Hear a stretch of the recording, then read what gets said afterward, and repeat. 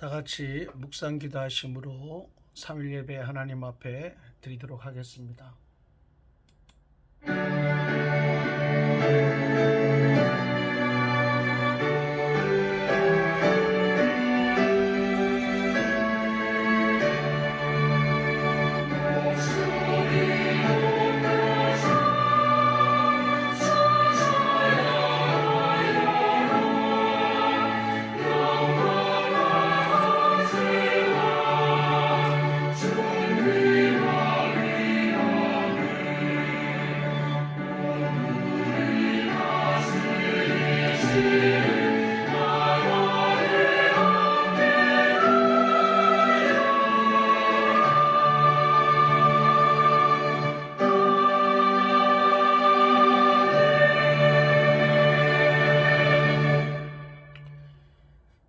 수고하고 무거운 짐진 자들아 다 내게로 오라. 내가 너희를 쉬게 하리라. 이 저녁에도 예수 그리스도의 우리를 부르시는 말씀을 기억하게 하시고 우리들 이 시간 주님의 십자가 앞에 모여 함께 예배로 영광 돌리게 하시니 참으로 감사를 드립니다. 하나님, 저희들의 예배를 받아주시고 우리에게 한없는 은총을 내려주사 험난하고 힘든 이 광야 인생길을 주님과 함께 동행함으로 형통하게 인도하여 주옵소서. 성삼위 하나님 홀로 영광 받으시기를 원하오며 우리 구주 예수 그리스도의 이름으로 기도드리옵나이다. 아멘. 42장 거룩한 주님께.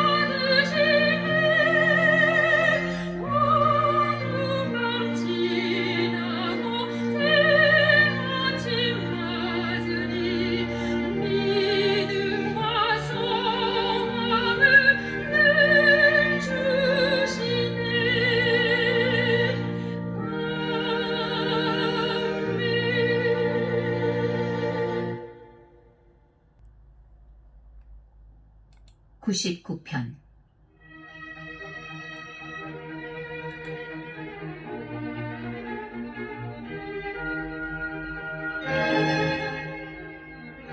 여호와께서 다스리시니 만민이 떨 것이요 여호와께서 그룹 사이에 좌정하시니 땅이 흔들릴 것이로다. 시온에 계시는 여호와는 위대하시고 모든 민족보다 높으시도다. 주의 크고 두려운 이름을 찬송할지니 그는 거룩하심이로다. 능력 있는 왕은 정의를 사랑하느니라. 주께서 공의를 견고하게 세우시고 주께서 야곱에게 정의와 공의를 행하시나이다. 너희는 여호와 우리 하나님을 높여 그의 발등상 앞에서 경배할지어다. 그는 거룩하시도다. 그의 제사장들 중에는 모세와 아론이 있고 그의 이름을 부르는 자들 중에는 사무엘이 있도다. 그들이 여호와께 간구함에 응답하셨도다. 여호와께서 구름 기둥 가운데서 그들에게 말씀하시니 그들은 그가 그들에게 주신 증거와 율례를 지켰도다. 여호와 우리 하나님이여, 주께서는 그들에게 응답하셨고 그들의 행한 대로 갚기는 하셨으나 그들을 용서하신 하나님이시니이다. 너희는 여호와 우리 하나님을 높이고 그 성산에서 예배할지어다. 여호와 우리 하나님은 거룩하심이로다. 아멘. 할렐루야. 오늘은 정의를 사랑하시는 하나님이라는 제목으로 말씀을 대언하도록 하겠습니다. 오늘 1절 말씀은 여호와께서 다스리시는 분이시다 라고 하는 것을 말씀하고 있는데요. 우리가 성경을 읽다 보면 뚜렷이 느끼는 것이 하나 있는데, 하나님은 역사를 주관하시는 분이시다 라는 사실입니다. 주관한다라고 하는 것은 하나님의 뜻대로 이끌고 가신다, 다스리신다 라는 말씀입니다. 창세기 15장 13절 말씀을 보시면은 하나님께서 아브라함에게 애굽 땅에서 400년 동안 괴로움을 당하다가 하나님께서 바로왕을 징벌하시고 난 뒤에 아브라함의 후손들이 큰 재물을 이끌고 나오리라. 이게 출애굽 사건이죠. 이것을 말씀하셨습니다. 근데 정말 놀라운 것은 야곱의 후손들이 애굽에 내려갔다가 430년 만에 출애굽해서 가나안 땅에 들어와 정착하게 되었다라는 사실입니다. 얼마나 놀랐습니까? 이것을 보면 하나님은 이렇게 역사를 주관하시고 당신의 생각과 뜻과 계획대로 이끌어 가시고 다스리시는 분이심을 우리 이 한 가지를 통해서도 알 수 있게 되는 겁니다. 그래서 시인은 하나님을 왕으로 이렇게 부르고 있습니다. 하나님은 어떤 왕이실까? 오늘 4절 말씀을 보면은 능력의 왕이시다 이렇게 고백하고 있습니다. 하나님은 능력 있는 왕이십니다. 하나님께서 말씀으로 천지 만물을 창조하신 것을 보면 하나님의 능력은 참으로 대단하고 위대하신 능력이라 감탄할 수밖에 없습니다. 어떻게 말씀으로 참 오묘하고 신기한 이 우주 공간을 창조하셨는지 감탄할 수밖에 없는 것이지요. 또한 어떻게 하나님께서 하시고자 하는 일들을 다 이루어 가시는지 정말 신기하기만 합니다. 어떻게 미래에 되어질 일들을 미리 예고하시고 아브라함에게서처럼 또 그것을 성취해 나가시는지 출애굽 역사처럼 도무지 인간의 생각으로는 이해할 수가 없는 하나님의 놀라운 능력이 되는 것입니다. 아무리 아브라함에게 약속하셨다고 하지만 여러분, 모세가 어떻게 바로왕을 이길 수가 있으며 이스라엘 백성들이 그 강력한 바로왕의 군대를 어떻게 이길 수가 있었겠습니까? 그리고 거친 홍해 바다를 가를 수가 있었겠습니까? 이러한 일련의 사건들을 종합해 보면 하나님은 불가능함이 없는 능력을 가지신 참신이라 우리는 찬송할 수밖에 없는 겁니다. 할렐루야, 하나님을 찬송합니다. 그래서 능력의 하나님을 섬기며 하나님의 통치를 받으며 사는 사람들은 정말 행복한 사람들입니다. 하나님께서 불가능함이 없는 능력으로 하나님의 백성들을 돌보시기 때문입니다. 사랑하는 교우 여러분, 능력의 왕이신 하나님의 다스리심을 받으며 살아가시는 그리스도인들 되시기를 축복합니다. 두 번째 시인은 하나님이 정의와 공의를 사랑하시고 또 그것을 행하시는 왕이시다, 이렇게 말하고 있습니다. 어떤 통치자들, 지도자처럼 말로만 평등, 공정, 정의를 외치는 것이 아니라 정의와 공의를 행하시는 왕이시다라고 하는 겁니다. 어떤 분은 기회는 평등하고 과정은 공정하고 결과는 정의로울 것이다, 이렇게 말을 했지 않습니까? 그런데 여러분, 조국 씨가 그의 딸이 불법으로 서류 위조화해서 의사되고, 또 추미애 아들은 보통 사람들이 누리지 못하는 군 휴가 혜택을 누리고, 또 권력 핵심부에 있는 사람들은 서민들이 한 채도 갖지 못하는 집을 여러 채 가지고 있을 뿐만 아니라 그 시세 차익으로 1년에 몇 억씩 서민들이 한평생 안 쓰고 모아야 하는 엄청난 돈을 불로소득으로 얻고 있고, 이런 사회가 과연 공정하고 평등하고 정의로운 사회인가, 이런 의구심이 들게 됩니다. 그러나 하나님은 정의와 공의를 사랑하실 뿐만 아니라 그것을 행하시고 실천하신 통치사십니다. 하나님은 말씀대로 법대로 행하시는 분이신 겁니다. 누구를 더 사랑하고 안 하고 더 주고 안 주고가 없습니다. 하나님은 당신의 말씀에 순종하여 공의로운 삶을 사는 사람들에게는 복을 주시고, 말씀에 불순종하여 정의롭지 못한 삶을 사는 사람들에게는 화가 있을 것을 늘 말씀하시고 그것을 실행하셨습니다. 그래서 하나님의 말씀대로 순종했던 모세는 바로왕과 그의 군대를 이기고 승리했으며, 바로왕은 하나님의 뜻을 거스름으로 10가지 재앙을 맛보아야 됐고, 그가 자랑했던 군대가 홍해 바닷속에 산채로 수장되는 엄청난 고통을 당해야 했던 것입니다. 사랑하는 교우 여러분, 하나님의 통치를 받으시기를 바랍니다. 하나님의 나라는 평등하고 공정하고 정의롭습니다. 하나님은 이스라엘 왕을 뽑을 때에도 큰 아들이라고 뽑지 않았습니다. 잘생겼다고 뽑지 않았습니다. 힘이 있다고 뽑지 않으셨습니다. 말죄이고 목동이지만 또 그 자리에도 없었지만 하나님 마음에 합한 정의로운 다윗을 이스라엘 왕으로 뽑아주신 거예요. 이처럼 하나님은 정의와 공의를 사랑하실 뿐만 아니라 또 정의와 공의를 실행하시는 분이심을 우리가 알게 됩니다. 하나님이 정의와 공의를 사랑하신다라는 이 말씀은 다윗에게도 보듯이 어떤 사람이라도 하나님의 공의를 사랑하면 하나님도 그 사람을 사랑하신다라는 말씀입니다. 8절 말씀에서 보듯이 그들의 행한 대로 갚으신다라고 되어 있지 않습니까?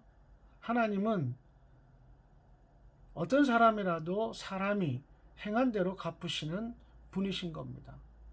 내가 하나님의 공의대로 살면 하나님은 나를 사랑하사 반드시 놀라운 것으로 은총을 베풀어 주시는 겁니다. 여러분, 하나님의 공의, 하나님 말씀을 사랑하며 사시기를 바랍니다. 여러분, 하나님은 능력의 왕이실 뿐만 아니라 이처럼 정의롭고 공의롭기까지 하시니 이 얼마나 좋고 기쁜 일입니까? 세상을 보면 한숨과 근심밖에 없지만 하나님께서 내 인생에 불가능함이 없는 능력으로 복 주실 것을 생각하니까 기쁨이 충만해서 너무 기뻐서 눈물이 날 정도입니다. 너무 기쁩니다. 그래서 시인은 오늘 본문에서 능력 있는 왕, 공의로우신 하나님을 경배하라, 예배하라, 이렇게 가르치고 있습니다. 5절 말씀 보면 너희는 여호와 우리 하나님을 높여 그의 발등상 앞에서 경배할지어다. 그는 거룩하시도다. 아멘. 여러분, 발등상이 뭡니까? 하나님의 발을 얹어놓는 발판입니다. 그러나 성경을 보면 성전 지성소를 가리킬 때 이렇게 표현하곤 했습니다. 예배자는 성전에 올라와 하나님을 예배하라라는 말씀입니다. 9절에서도 그 성산에서 예배할지어다. 예배자는 하나님의 전에 올라와서 예배할 것을 성경은 말씀하고 있는 겁니다. 물론 형편에 따라 집에서도 직장에서도 학교에서도 예배할 수 있습니다만 교회의 공예배는 교회 공동체가 함께 모여 예배하는 것이 성경적인 예배라 할 수 있겠습니다. 여러분, 하나님의 백성들은 하나님을 예배하는 일에 정말 최선을 다해야 됩니다. 하나님은 인생들에게 불가능함이 없는 능력으로 복 주시는 분이시기 때문에 우리는 하나님께서 가장 기뻐하시는 예배에 최선을 다해서 드려야 하는 겁니다. 또한 시인은 능력의 왕 공의로우신 하나님께 간구하라 이렇게 6절에서 말씀하고 있습니다. 그의 제사장들 중에는 모세와 아론이 있고 그의 이름을 부르는 자들 중에는 사무엘이 있도다. 그들이 여호와께 간구하며 응답하셨도다. 아멘. 모세와 아론 그리고 사무엘은 늘 장막과 성전에서 기도하던 사람들이었습니다. 모세와 아론의 기도를 하나님께서 응답하지 않으셨다면 그 훨씬 후대에 사는 사무엘도 기도하지 않았을 겁니다. 그러나 하나님께서 모세와 아론의 기도를 들으시고 홍해바다를 갈라 이스라엘을 구원해 주셨기 때문에 사무엘도 블레셋과의 전쟁에서 불리한 것을 알았지만 하나님께 번제를 드리며 기도했던 겁니다. 그 결과 하늘에서 큰 우레가 나와서 블레셋이 전멸하게 되고 이스라엘은 대승을 거두게 된 것이지요. 여러분, 성전에 올라와서 예배할 때에 정말 기도하는 마음으로 예배하시기 바랍니다. 찬송 부를 때 여러분의 기도를 담으십시오. 드리는 예물에 여러분의 기도를 담고 또 주시는 하나님의 말씀에 여러분의 기도를 담아 아멘 하시기 바랍니다. 하나님은 모세와 아론, 사무엘의 기도만 들으시는 것이 아니라 우리의 기도도 들어 응답하시는 분이십니다. 할렐루야. 그리고 마지막으로 시인은 능력의 왕 공의로우신 하나님, 그 하나님의 말씀에 순종하라 이렇게 7절에서 고면하고 있습니다. 여호와께서 구름 기둥 가운데서 그들에게 말씀하시니 그들은 그가 그들에게 주신 증거와 율례를 지켰도다. 아멘. 오늘 말씀에서처럼 모세와 아론 그리고 사무엘은 늘 하나님의 말씀을 지켰습니다. 하나님 나라에 속한 사람들은 하나님의 말씀을 지켜야 합니다. 그게 하나님 백성들의 특징입니다. 우리가 하나님의 말씀을 얼마나 잘 지키고 사느냐, 이것은 우리의 신실함을 가늠할 수 있는 잣대라고 할 수 있습니다. 우리가 말씀대로 충실히 살면 살수록 우리들은 신실한 사람이다 이렇게 말할 수 있게 되는 것입니다. 말씀을 맺습니다.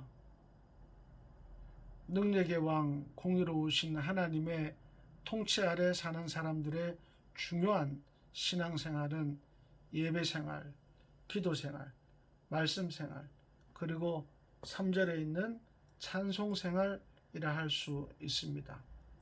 우리 모두 교회 생활할 때에 균형 잡힌 신앙생활을 함으로 하나님의 사랑을 덧입는 좋은 성도가 되시기를 축복합니다.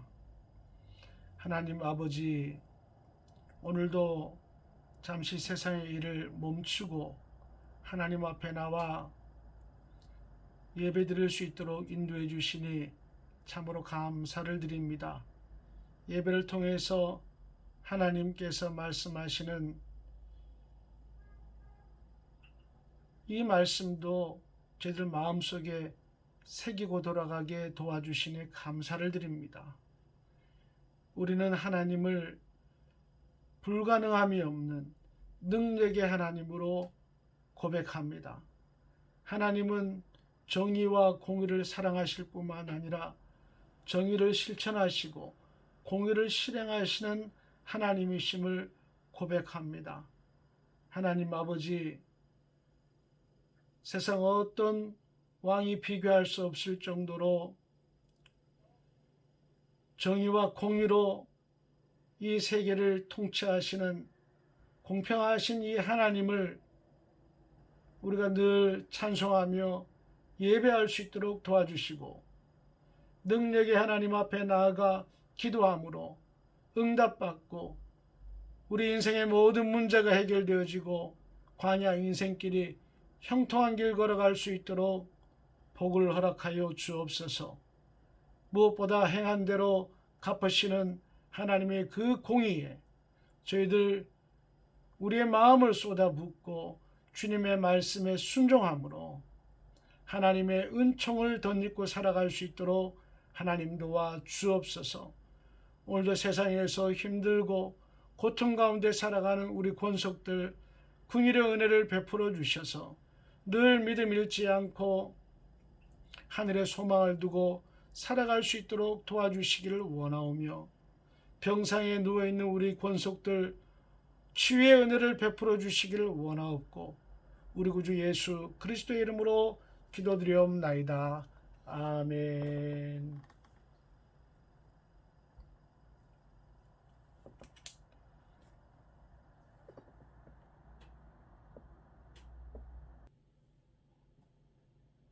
(384장) 나의 갈 길 다 가도록.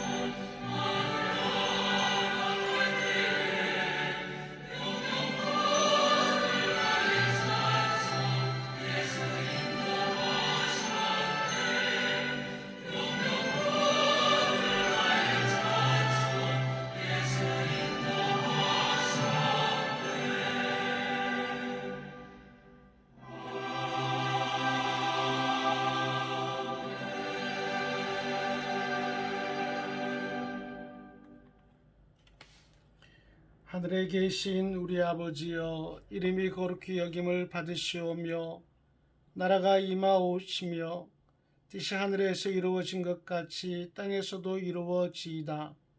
오늘 우리에게 일용할 양식을 주시옵고 우리가 우리에게 죄 지은 자를 사하여 준 것 같이 우리 죄를 사하여 주시옵고 우리를 시험에 들게 하지 마시옵고 다만 악에서 구하시옵소서. 나라와 권세와 영광이 아버지께 영원히 있사옵나이다. 아멘.